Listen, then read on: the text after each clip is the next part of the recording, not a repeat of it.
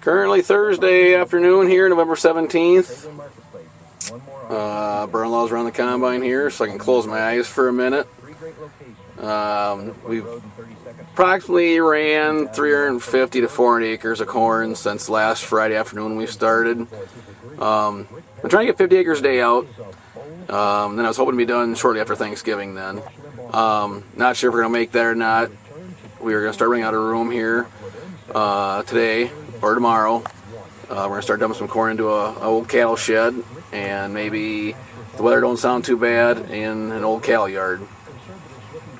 This corn here is goosenecked a little bit, some spots worse than others, which is the common theme for this fall from the July 11th storm.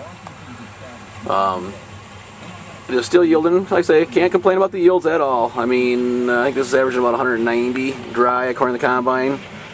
It is currently about 16% moisture, so I have ran into something finally under 17. Weather has been really pretty nice. It was since last Friday. I got down to about 21 degrees this morning, so it was a little chilly.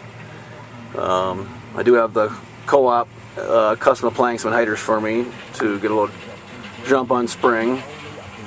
And currently, I just heard the markets a few minutes ago, and corn is down 30 cents. So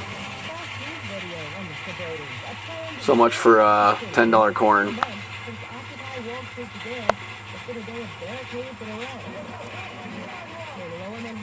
Protesters are on the move. Fox News Radio Fort Peculiar live. Here's your Patty Park. Been trying to avoid a protester just called away by police. Bolivians who are protesting around your state have their batons out, and the protesters here are saying things